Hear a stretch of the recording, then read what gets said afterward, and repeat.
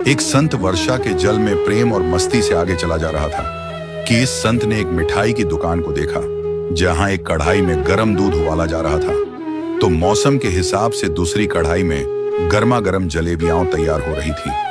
साधु कुछ क्षणों के लिए वहां रुक गया। शायद भूख का एहसास हो रहा था या मौसम का असर था। साधु हलवाई की भट्टी को बड़े गौर से देखने लगा। संत कुछ खाना चाहते थे लेकिन संत के पास पैसे नहीं थे।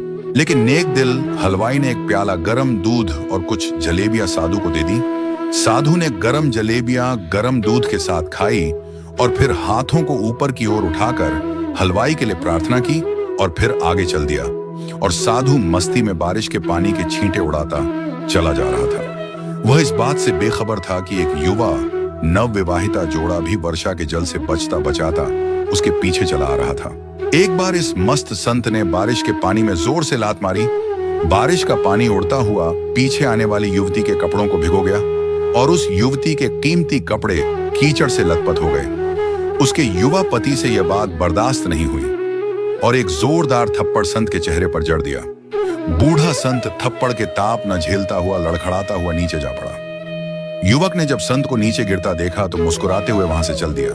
बूढ़े संत ने आकाश की ओर देखा और उसके होठों से निकला, वाह मेरे भगवान, कभी गरम दूध जलेबियां और कभी गरम थप्पड़।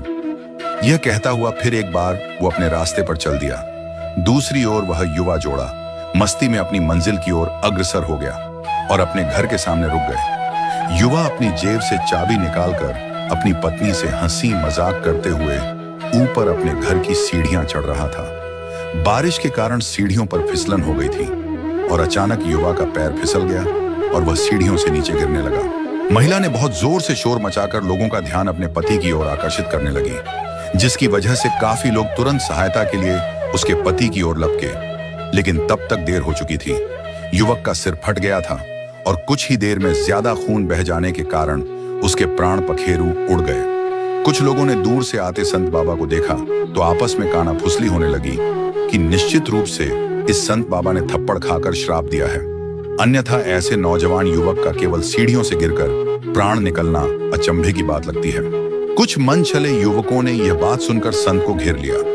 एक युवक कहने लगा कि आप कैसे भगवान के भक्त हैं जो केवल थप्पड़ के कारण एक युवा को श्राप दे बैठे।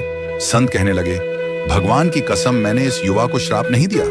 अगर आपने श्राप नहीं दिया तो ऐसा नौजवान युवा सीढ़ियों से गिरकर कैसे मर गया? तब संत ने कहा कि आप में से कोई इस पूरी घटना का गवाह मौजूद है? तभी एक युवक आगे बढ़कर बोला कि हाँ मैं हूं। साधु ने अगला सवाल किया, मेरे कदमों से जो कीचड़ उछला था उसने युवा के कपड़े को दागी किया था?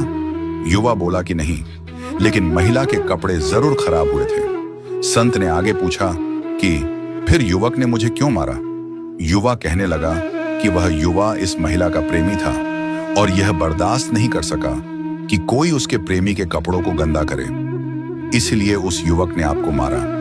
युवा की बात सुनकर संत बोले कि भगवान की कसम, मैंने किसी को श्राप नहीं दिया, लेकिन कोई है जो मुझसे प्रेम रखता है। अगर उसका यार सहन नहीं कर सका तो मेरे यार को कैसे बर्दाश्त होगा कि कोई मुझे मारे, और वह इतना शक्तिशाली है कि दुनिया का सबसे बड़ा राजा भी उसकी लाठी से डरता है।